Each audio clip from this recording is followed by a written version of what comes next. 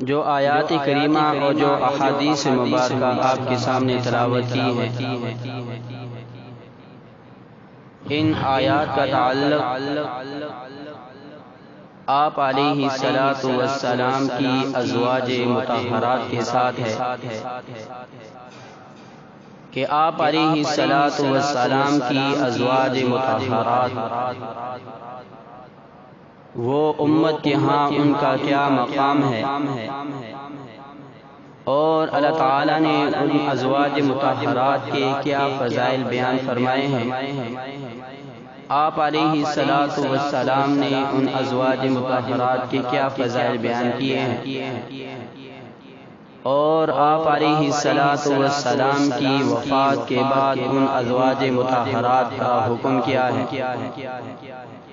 وہ ان آیات میں اور ان احادیث میں اللہ تعالیٰ اور اللہ تعالیٰ کے رسول نے بیان فرمائے ہیں۔ پہلی آیت کریمہ جو آپ کے سامنے تلاوت کی ہے، اس آیت کریمہ میں اللہ تبارک و تعالیٰ نے فرمایا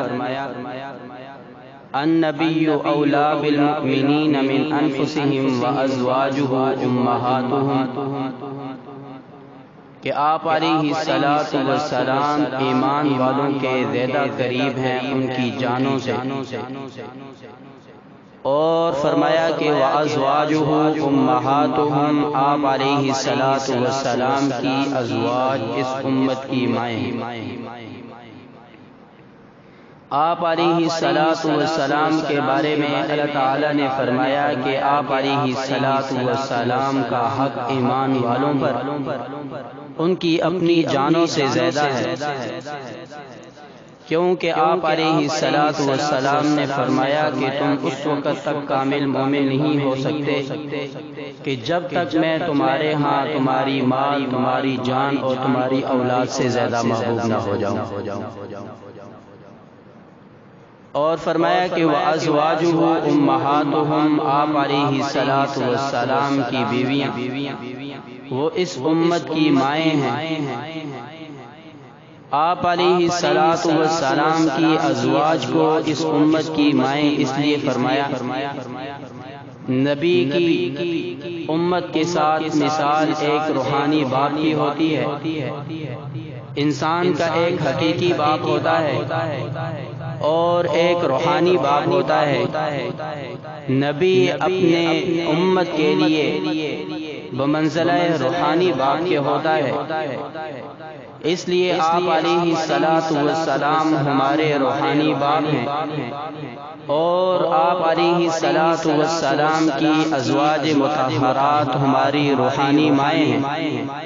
اس لیے اللہ تبارک و تعالی نے آپ علیہ الصلاۃ والسلام کی ازواج سے آپ علیہ الصلاۃ والسلام کی وفات کے بعد نکاح کرنے سے منع فرمایا ہے۔ اب اس کے اندر محدثین نے اور مفسرین نے اور بھی وجوہات بیان کی ہیں کہ آپ علیہ الصلاۃ والسلام کی ازواج کے ساتھ آپ کی وفات کے بعد نکاح کرنے کی اجازت کیوں نہیں ہے۔ ان میں سے بعض نے یہ وجہ بیان کی ہے کہ ایک آدمی اگر اس کی وفات ہو جائے، وفات کے بعد اس کی بیوی اگر آگے نکاح نہ کرے تو قیامت والے دن وہی خاوند اور اس کی بیوی اکٹھے جنت میں رہیں گے۔ اگر آپ علیہ الصلاۃ والسلام کی وفات کے بعد آپ کی ازواج اگر کسی اور سے نکاح کر لیں تو پھر قیامت والے دن جنت میں آپ علیہ الصلاۃ والسلام اور ان ازواج کا وہ حال نہیں ہوگا کہ جو ایک خاوند اور میاں کا اور جو ایک خاوند اور بیوی کا آپس میں تعلق ہوتا ہے۔ جس طرح کی دنیا میں انسان کی جو بیوی ہوتی ہے، جنت کے اندر بھی وہی بیوی انسان کی رہے گی، جنت میں اس کے ساتھ جنت میں رہے گی۔ لیکن آدمی کی وفات کے بعد اگر اس عورت کا نکاح کسی اور مرد سے ہوا تو پھر قیامت والے دن جنت میں وہ اس اپنے خاوند کے ساتھ جائے گی، آخری وقت میں جو اس کا خاوند تھا۔ ایک وجہ تو یہ بھی بیان کی ہے تاکہ آپ علیہ الصلوۃ والسلام کی ازواج مطہرات جنت میں بھی آپ علیہ الصلوۃ والسلام کی ازواج ہی رہیں۔ اور ایک وجہ مفسرین نے یہ بھی بیان فرمائی ہے کہ عام طور پر ایسا ہوتا ہے کہ خاوند کے فوت ہو جانے کے بعد جب عورت کا کسی اور خاوند کے ساتھ نکاح ہوتا ہے، کسی اور مرد کے ساتھ نکاح ہوتا ہے، پھر عورت دوسرے خاوند کے سامنے اپنے پہلے خاوند کی خوبیوں کو بھی بیان کرتی ہے، برائیوں کو بھی بیان کرتی ہے۔ اگر عورت دوسرے خاوند کے سامنے اپنے پہلے خاوند کی اچھائی بیان کرے تو دوسرے خاوند کو برا لگتا ہے کہ ابھی یہ میری بیوی ہے اور اپنے پہلے خاوند کی اچھائیاں بیان کر رہی ہے۔ تو ظاہر سی یہ بات تھی کہ اگر آپ علیہ الصلوۃ والسلام کی ازواج مطہرات کا نکاح آپ کی وفات کے بعد اگر کسی اور کے ساتھ ہوتا تو ظاہر ہے کہ آپ علیہ الصلوۃ والسلام کی ازواج مطہرات آپ علیہ الصلوۃ والسلام کی شان بیان کرتی، اگرچہ اگلا خاوند وہ مسلمان ہی ہے لیکن پھر بھی کچھ نہ کچھ بات انسان کے دل میں آتی ہے۔ اس چیز کے خاتمے کے لیے بعض مفسرین فرماتے ہیں کہ آپ علیہ الصلوۃ والسلام کی ازواج کو آگے نکاح کرنے سے منع فرما دیا گیا۔ اور بعض نے اس میں یہ بھی حکمت بیان فرمائی ہے کہ اگرچہ آپ علیہ الصلوۃ والسلام اس دنیا سے تشریف لے گئے ہیں لیکن کچھ نہ کچھ تعلق آپ علیہ الصلوۃ والسلام کا اس دنیا کے ساتھ ہے۔ وہ کس طرح تعلق ہے کہ آپ علیہ الصلوۃ والسلام نے فرمایا کہ میں اپنے روزے میں زندہ ہوں،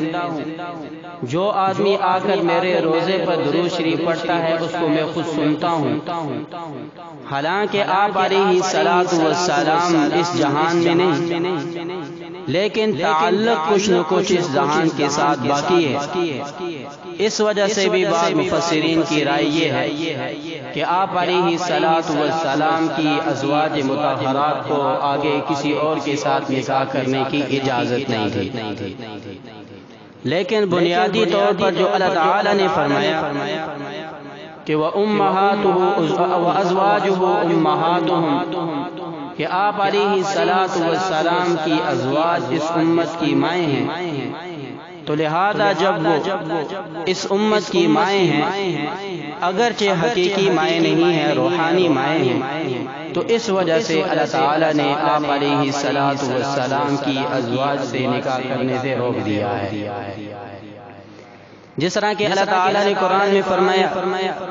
کہ وَلَا تَنْكِحُوا أَزْوَاجَهُ مِنْ بَعْدِهِ أَبَدًا کہ آپ علیہ الصلوۃ والسلام کی ازواج سے نکاح نہ کرو۔ اور دوسری آیت میں اللہ تعالی نے فرمایا وَلَا تَنْكِحُوا مَا نَكَحَ آبَاؤُكُم مِّنَ النِّسَاءِ إِلَّا مَا قَدْ سَلَفَ جن عورتوں سے تمہارے آبا کا نکاح ہو چکا ہے ان سے تم نکاح نہ کرو، یعنی جس سے تمہارے والد کا نکاح ہو چکا ہے ان سے نکاح کرنے کی اجازت نہیں ہے، ہاں وہ تمہاری حقیقی ماں ہو، ہاں وہ تمہاری سوتیلی ماں ہو، اس کے ساتھ نکاح کرنے کی اجازت نہیں ہے، کیونکہ وہ حقیقی مائیں ہیں یا سوتیلی مائیں ہیں، جسمانی مائیں ہیں۔ لیکن آپ علیہ الصلوۃ والسلام کی ازواج مطہرات اس امت کی روحانی مائیں ہیں۔ جس طرح حقیقی ماں کے ساتھ نکاح جائز نہیں ہے تو اس طرح اللہ تعالی نے روحانی ماں کے ساتھ نکاح کرنے سے بھی منع کیا ہے۔ بہرحال آپ علیہ الصلوۃ والسلام کی ازواج مطہرات کے بارے میں پہلی چیز قرآن پاک نے یہ بیان فرمائی کہ آپ علیہ الصلوۃ والسلام کی ازواج مطہرات اس امت کی مائیں ہیں اور آپ کی وفات کے بعد ان کے ساتھ نکاح کرنا یہ منع ہے۔ اور دوسری آیت کریمہ میں اللہ تعالی نے فرمایا یا نساء النبی لستن کأحد من النساء ان اتقیتن فلا تخضعن بالقول فَيَطْمَعَ الَّذِي فِي قَلْبِهِ مَرَضٌ وَقُلْنَ قَوْلًا مَّعْرُوفًا۔ ان آیات کریمہ میں اللہ تعالیٰ نے ازواج مطہرات کو تنبیہ فرمائی ہے، فرمایا کہ اے نبی کی بیویوں تم باقی ایمان والی عورتوں کی طرح نہیں ہو، باقی عورتوں کی طرح نہیں ہو، بلکہ اللہ تعالیٰ نے آپ علیہ الصلوۃ والسلام کی ازواج کو ایک بہت بڑا مقام نصیب فرمایا تھا، اور وہ مقام کیا تھا کہ اللہ تعالیٰ نے فرمایا کہ وَقَرْنَ فِي بُيُوتِكُنَّ وَلَا تَبَرَّجْنَ تَبَرُّجَ الْجَاهِلِيَّةِ الْأُولَى وَأَقِمْنَ الصَّلَاةَ وَآتِينَ الزَّكَاةَ وَأَطِيعْنَ اللَّهَ وَرَسُولَهُ إِنَّمَا يُرِيدُ اللَّهُ لِيُذْهِبَ عَنكُمُ الرِّجْسَ أَهْلَ الْبَيْتِ وَيُطَهِّرَكُمْ تَطْهِيرًا۔ بے شک اللہ تعالیٰ اہل بیت سے رجس کو، گندگی کو دور کرنا چاہتے ہیں۔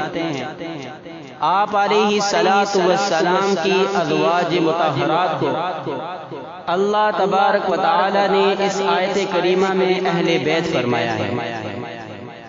اس آیت کریمہ میں اللہ تعالیٰ نے آپ علیہ الصلوۃ والسلام کی بیویوں کو آپ علیہ الصلوۃ والسلام کے اہل بیت فرمایا ہے، فرمایا کہ لیذھب عنکم الرجس اہل البیت، اور یہ آیت کریمہ آپ علیہ الصلوۃ والسلام کی ازواج مطہرات کے بارے میں ہے، کیونکہ اس سے پہلے بھی آپ علیہ الصلوۃ والسلام کی ازواج کا تذکرہ چل رہا ہے، اور ان آیات میں بھی آپ علیہ الصلوۃ والسلام کا تذکرہ ہے، اور ان آیات کے بعد والی آیات میں بھی آپ علیہ الصلوۃ والسلام کی ازواج کا تذکرہ چل رہا ہے۔ تو ان آیات کریمہ میں اللہ تبارک و تعالی نے دو ٹوک الفاظ میں آپ علیہ الصلوۃ والسلام کی بیویوں کو آپ کا اہل بیت فرمایا، آپ کے اہل بیت فرمایا ہے۔ لیکن اس کے ساتھ ساتھ ایک حدیث مبارکہ ہے، اس حدیث مبارکہ میں یہ ذکر ہے کہ آپ علیہ الصلوۃ والسلام نے ایک چادر کے اندر حضرت علی، حضرت فاطمہ اور حضرت حسن اور حضرت حسین رضی اللہ تعالی عنہم اجمعین، ان کے اوپر ایک چادر ڈالی اور اللہ تعالیٰ سے یہ دعا کی، اللہم ھذا اہل بیتی وطہرہم تطہیرا، یا اللہ یہ میرے اہل بیت ہیں، ان سے گندگی کو دور کر دے، ان کو پاک فرما دے۔ اب یہاں پر یہ سوال اٹھتا ہے کہ آپ علیہ الصلوۃ والسلام نے اس چادر کے اندر صرف حضرت علی اور حضرت فاطمہ، حضرت حسن اور حضرت حسین رضی اللہ تعالی عنہم اجمعین، ان کے اوپر چادر ڈالی اور فرمایا کہ ان ھذا اہل بیت، یہ میرے اہل بیت ہیں، یا اللہ تو ان کو پاک کر دے، ان سے گندگی کو دور کر دے۔ تو اس حدیث مبارکہ سے تو یہ معلوم ہوتا ہے کہ اہل بیت صرف وہ چار تھے کہ وہ حضرت علی رضی اللہ تعالی عنہ، حضرت فاطمہ رضی اللہ تعالی عنہ، حضرت حسن اور حضرت حسین رضی اللہ تعالی عنہما۔ اور اس آیت مبارکہ سے یہ معلوم ہوتا ہے کہ آپ علیہ الصلوۃ والسلام کے اہل بیت آپ علیہ الصلوۃ والسلام کی بیویاں ہیں۔ اب ان دونوں آیات اور احادیث مبارکہ کا آپس میں کس طرح موازنہ کیا جائے گا، اس تعارض کو کیسے دور کیا جائے گا، سب سے بہترین رائے وہ مفسرین کی ہوتی ہے، کیونکہ جو لوگ جس فن سے تعلق رکھتے ہیں اس فن کے اندر ان کی رائے کا اعتبار ہوتا ہے۔ آج اگر کوئی آدمی بیمار ہے تو مشورہ ڈاکٹر سے لیا جائے گا، کیونکہ اس بیماری کو دور کرنا، اس بیماری کے بارے میں دوائی دینا، اور اس کے اندر مہارت یہ ڈاکٹر کو ہوتی ہے، کسی اور کو نہیں ہوتی۔ اس لیے جس فن سے جو آدمی تعلق رکھتا ہے اس کی رائے کا اعتبار ہوتا ہے۔ قرآن پاک کی تفسیر کے اندر مفسرین کی رائے کا اعتبار ہوتا ہے۔ یاد رکھیے اس آیت کریمہ میں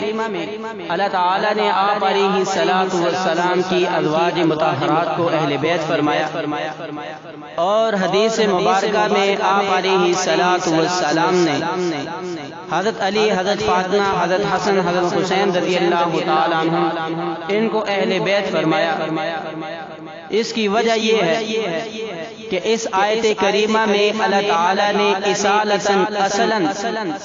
جن اہل بیت کا تذکرہ کیا ہے وہ آپ علیہ الصلوۃ والسلام کی ازواج مطہرات ہیں۔ پھر آپ علیہ الصلوۃ والسلام نے ان اہل بیت کے اندر شامل کرنے کے لیے حضرت علی، حضرت فاطمہ، حضرت حسن اور حضرت حسین رضی اللہ تعالیٰ عنہما پر چادر ڈال کر فرمایا اللہم ان ھذا اہل بیتی اذھب عنہم الرجس وطہرھم تطہیرا۔ یا اللہ یہ بھی میرے اہل بیت ہیں، ان کو بھی پاک فرما دے۔ یعنی حقیقی طور پر آپ علیہ الصلوۃ والسلام کے اہل بیت وہ آپ علیہ الصلوۃ والسلام کی ازواج مطہرات ہیں، کیونکہ اللہ تعالیٰ نے آپ علیہ الصلوۃ والسلام کی ازواج مطہرات کو اہل بیت قرآن میں فرمایا ہے، سورۃ الاحزاب 22 سپارے میں فرمایا ہے۔ اور آپ علیہ الصلوۃ والسلام کی حدیث کا مطلب یہ ہے کہ ان اہل بیت کے اندر آپ علیہ الصلوۃ والسلام نے حضرت علی اور حضرت فاطمہ، حضرت حسن، حضرت حسین رضی اللہ تعالیٰ عنہما کو شامل کرنے کے لیے ان کے اوپر چادر ڈال کر فرمایا کہ یا اللہ یہ بھی میرے اہل بیت ہیں۔ اس کی ایک مثال قرآن میں اور بھی موجود ہے کہ جس وقت مسجد قباء کی تعمیر ہوئی تو مسجد قباء کے بارے میں اللہ تعالیٰ نے قرآن میں آیت نازل فرمائی کہ لَمَسْجِدٌ أُسِّسَ عَلَى التَّقْوَى مِنْ أَوَّلِ يَوْمٍ أَحَقُّ أَن تَقُومَ فِيهِ، کہ مسجد قباء وہ مسجد ہے کہ جس کی بنیاد اللہ تعالیٰ کے تقوی پر رکھی گئی ہے۔ یہ آیت کریمہ اگرچہ مسجد قباء کے بارے میں نازل ہوئی تھی، لیکن آپ علیہ الصلوۃ والسلام نے فرمایا کہ آیت تو مسجد قباء کے بارے میں نازل ہوئی ہے، لیکن اس کے مصداق میں مسجد نبوی بھی شامل ہے۔ یعنی کہ آپ علیہ الصلوۃ والسلام نے اس آیت مبارکہ کے تحت مسجد نبوی کو شامل کیا ہے۔ اسی طرح اس آیت مبارکہ میں مسجد قباء کا ذکر تھا، لیکن حدیث مبارکہ کے ذریعے سے آپ علیہ الصلوۃ والسلام نے مسجد نبوی کو شامل کیا ہے۔ اسی طرح اس آیت مبارکہ میں اہل بیت سے مراد آپ علیہ الصلوۃ والسلام کی ازواج مطہرات تھیں، لیکن اللہ تعالیٰ کے نبی نے اپنے اس عمل اور اپنی اس حدیث کے ذریعے سے اپنی بیٹی حضرت فاطمہ اور اپنے دو نواسے حضرت حسن اور حضرت حسین اور اسی طرح اپنے داماد حضرت سیدنا علی المرتضی رضی اللہ تعالی عنہ ان سب کو اپنے اس عمل اور اس حدیث کے ذریعے سے اس آیت کے اندر شامل کیا ہے، داخل کیا ہے۔ اب یہ رائے مفسرین نے بیان کی ہے اور یہ سب سے بہترین رائے ہے، جس کو ہم دوسرے الفاظ میں یہ کہتے ہیں اصالتاً اصلاً اہل بیت میں آپ علیہ الصلوۃ والسلام کی ازواج مطہرات شامل ہیں، اور فرعاً آپ علیہ الصلوۃ والسلام کی بیٹی، آپ کے داماد اور آپ کے نواسے بھی اس آیت کے ساتھ شامل ہیں۔ اس لیے اس حدیث مبارکہ اور اس آیت مبارکہ میں آپس میں کوئی تعارض نہیں ہے، تو لہذا یہ بات صاف ہو گئی کہ آپ علیہ الصلوۃ والسلام کے اہل بیت کے سب سے پہلے مصداق وہ آپ علیہ الصلوۃ والسلام کی ازواج، آپ کی بیویاں ہیں، اور اس کے بعد آپ علیہ الصلوۃ والسلام کی بیٹی اور حضرت علی اور حضرت حسن اور حسین رضی اللہ تعالیٰ عنہ۔ اس کی سب سے بڑی مثال جس طرح کہ آج کل ہم کسی آدمی سے ملاقات کرتے ہیں، ملاقات کے وقت اس کو کہتے ہیں کہ گھر والوں کا کیا حال ہے، یا اسی طرح کسی کو بلانا ہو تو یہ کہا کرتے ہیں کہ اپنے اہل و عیال کے ساتھ تشریف لائیں، تو وہاں پر بھی اہل کا لفظ بیوی پر پہلے بولا جاتا ہے اور باقیوں پر بعد میں بولا جاتا ہے۔ تو اس آیت کریمہ میں بھی اللہ تعالیٰ نے اہل کا لفظ آپ علیہ الصلوۃ والسلام کی ازواج مطہرات کے لیے بولا ہے۔ بہرحال پہلا حکم تو اللہ تعالیٰ نے یہ بیان فرمایا کہ آپ علیہ الصلوۃ والسلام کی وفات کے بعد آپ علیہ الصلوۃ والسلام کی ازواج کے ساتھ نکاح کرنے کی اجازت نہیں ہے، اور اس کی وجہ بھی مفسرین نے محدثین نے بیان فرما دی ہے۔ اور دوسری چیز جو اللہ تعالیٰ نے قرآن میں بیان فرمائی اور وہ یہ بیان فرمائی کہ آپ علیہ الصلوۃ والسلام کی جو ازواج ہیں وہ آپ علیہ الصلوۃ والسلام کے اہل بیت ہیں۔ پھر آپ علیہ الصلوۃ والسلام نے اپنی زندگی میں کتنے نکاح فرمائے؟ آپ علیہ الصلوۃ والسلام نے اپنی زندگی میں 11 نکاح کیے ہیں، اور 2 ازواج مطہرات کی وفات آپ علیہ الصلوۃ والسلام کی زندگی مبارکہ میں ہو گئی تھی، اور جس وقت آپ علیہ الصلوۃ والسلام اس دنیا سے رخصت ہوئے اس وقت بیک وقت 9 بیویاں آپ علیہ الصلوۃ والسلام کے نکاح میں تھیں۔ سب سے پہلا نکاح آپ علیہ الصلوۃ والسلام کا حضرت سیدہ خدیجہ الکبریٰ بنت خویلد رضی اللہ تعالی عنہا کے ساتھ ہوا، اور اس نکاح کی بنیاد کہاں سے پڑی؟ اس نکاح کی بنیاد اس طرح پڑی کہ آپ علیہ الصلوۃ والسلام کی بیوی حضرت خدیجہ رضی اللہ تعالی عنہا، ان کا آپ علیہ الصلوۃ والسلام سے نکاح ہونے سے پہلے 2 دفعہ پہلے نکاح ہوا اور دونوں خاوند فوت ہو گئے تھے۔ حضرت خدیجہ رضی اللہ تعالی عنہ کا پہلا نکاح حضرت ابو حالہ کے ساتھ ہوا، اور ان سے حضرت خدیجہ کے 2 بیٹے ہوئے، ان میں سے ایک کا نام ہند اور دوسرے کا نام حالہ تھا۔ اس حالہ کی وجہ سے ان کے والد کو ابو حالہ کا لقب دیا گیا، اور اللہ تعالیٰ نے ان دونوں بیٹوں کو اسلام کی توفیق دی، اور یہ دونوں مسلمان ہوتے ہیں۔ اور ہند بن ابی حالہ رضی اللہ تعالی عنہ آپ علیہ الصلوۃ والسلام کی بہت ساری احادیث کے راوی ہیں۔ آپ علیہ الصلوۃ والسلام کی بہت ساری روایات انہوں نے نقل کی ہیں۔ کتب احادیث کی ذخیرے میں ایک بہت بڑی تعداد آپ علیہ الصلوۃ والسلام کی روایات کی ہند بن ابی حالہ رضی اللہ تعالی عنہ سے منقول ہے، اور یہ حضرت خدیجہ الکبریٰ رضی اللہ تعالی عنہ کے بیٹے ہیں، اور یہ ابو حالہ سے ہیں۔ پھر جب ابو حالہ کی وفات ہو گئی، کیونکہ یہ وہ زمانہ تھا کہ ابھی آپ علیہ الصلوۃ والسلام کو اللہ تعالیٰ کی طرف سے نبوت نہیں ملی تھی، پھر جب ابو حالہ کی وفات ہوئی، ان کی وفات کے بعد حضرت خدیجہ رضی اللہ تعالی عنہ کا نکاح حضرت عتیق کے ساتھ ہوا، اور کچھ عرصے کے بعد حضرت عتیق کی بھی وفات ہو گئی، اور یہ بھی وہ زمانہ تھا کہ ابھی آپ علیہ الصلوۃ والسلام کو نبوت نہیں ملی تھی۔ پھر اس دوران حضرت خدیجہ الکبریٰ رضی اللہ تعالی عنہا نے اپنا مال تجارت دے کر آپ علیہ الصلوۃ والسلام کو شام کی طرف بھیجا تھا۔ آپ علیہ الصلوۃ والسلام جب حضرت خدیجہ الکبریٰ رضی اللہ تعالی عنہا کا مال تجارت لے کر شام گئے، اس وقت کچھ واقعات پیش آئے، اور اس وقت حضرت خدیجہ الکبریٰ رضی اللہ تعالی عنہا کا غلام حضرت میسرہ جو بعد میں مسلمان ہو گئے تھے، یہ بھی ساتھ تھے۔ رستے میں جو واقعات پیش آئے وہ تمام واقعات غلام میسرہ نے آ کر حضرت خدیجہ رضی اللہ تعالی عنہا کو بیان فرمائے۔ ان میں سے ایک واقعہ بحیرہ راہب کا بھی آتا ہے کہ جب آپ علیہ الصلوۃ والسلام شام کی طرف تشریف لے گئے اور حضرت ابو طالب بھی ساتھ تھے، تو اس وقت بصرہ کے اندر ایک راہب تھا، یہ بصرہ شام کا علاقہ ہے، تو بصرہ کے اندر ایک راہب تھا، عیسائی راہب تھا،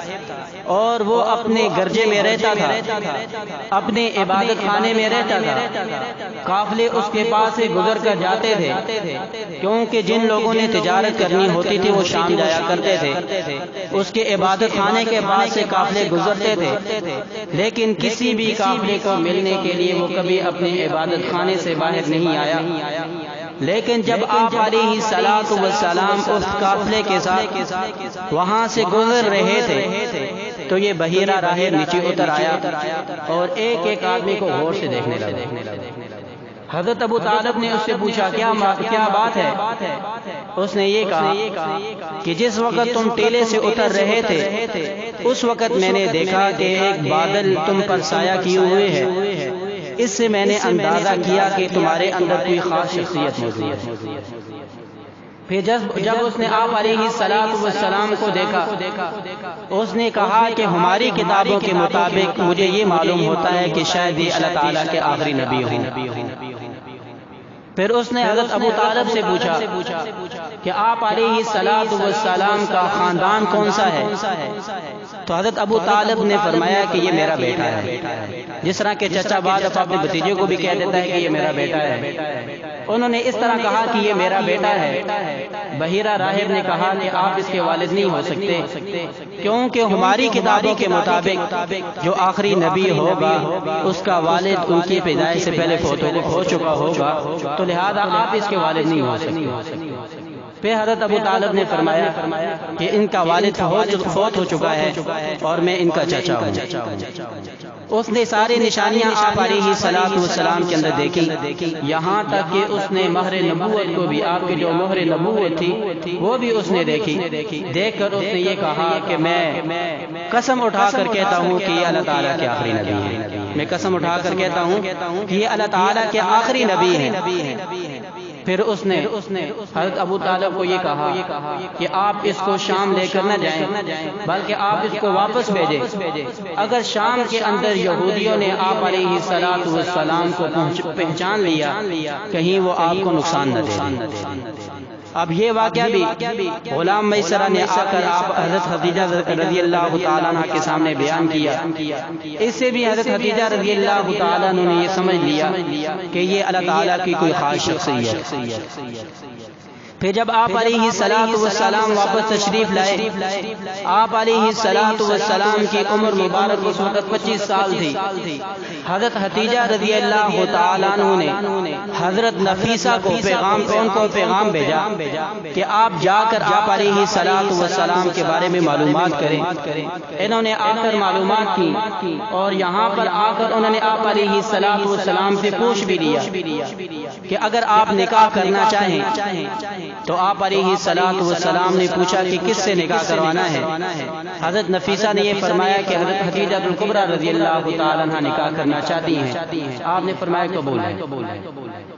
پھر جس وقت آپ علیہ الصلوۃ والسلام کا یہ پیغام حضرت خدیجہ رضی اللہ تعالیٰ عنہ کے پاس پہنچا، حضرت خدیجہ رضی اللہ تعالیٰ عنہ کے والد حضرت خویلد وہ ان کی وفات پہلے ہو چکی تھی۔ جب آپ علیہ الصلوۃ والسلام کا پھر نکاح ہوا حضرت خدیجہ رضی اللہ تعالیٰ عنہ کے ساتھ، اس وقت آپ علیہ الصلوۃ والسلام کی عمر 25 سال تھی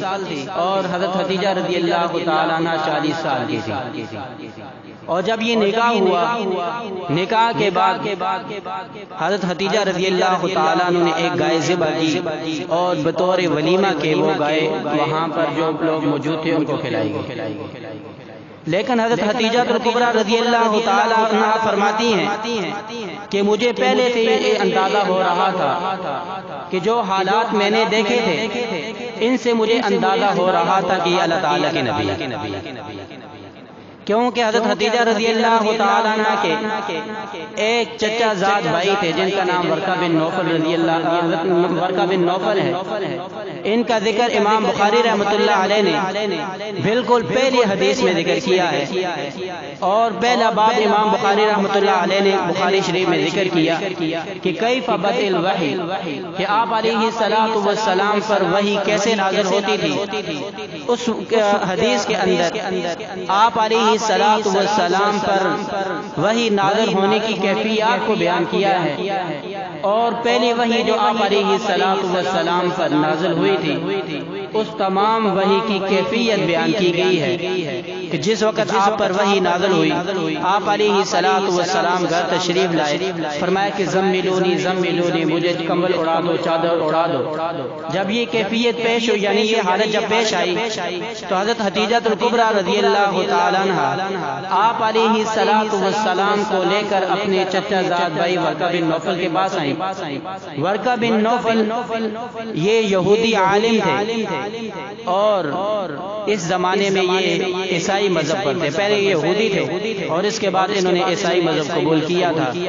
اور ان کے بعد تورات کا علم بھی تھا، ان کے بعد انجیل کا علم بھی تھا۔ جب حضرت خدیجہ رضی اللہ تعالیٰ عنہا آپ علیہ الصلوۃ والسلام کو لے کر ورقہ بن نوفل کے پاس آئیں، ورقہ بن نوفل نے آپ علیہ الصلوۃ والسلام سے تمام کیفیت پوچھی کہ وہ فرشتہ کیسے آیا، کیا صورتحال پیش آئی۔ جب آپ علیہ الصلوۃ والسلام نے وہ تمام کیفیت بیان کی کہ جو پہلی وحی کی صورت میں جب آپ کو پیش آئی، ورقہ بن نوفل نے جواب میں کیا فرمایا؟ انہوں نے فرمایا کہ یہ وہی ناموس ہے کہ جو موسیٰ علیہ الصلوۃ والسلام کے پاس آتا تھا۔ یعنی مطلب کیا ہے؟ یہ وہی فرشتہ ہے کہ جو حضرت موسیٰ علیہ الصلوۃ والسلام کے پاس پیغام لے کر آتا تھا۔ یعنی کہ وہ فوراً پہچان گئے کہ جس طرح حضرت موسیٰ علیہ الصلوۃ والسلام کے پاس وحی آتی تھی، اس طرح آپ علیہ الصلوۃ والسلام کے پاس بھی وحی آئی ہے۔ پھر ساتھ ہی ورقہ بن نوفل نے ایک اور بات ارشاد فرمائی، انہوں نے یہ فرمایا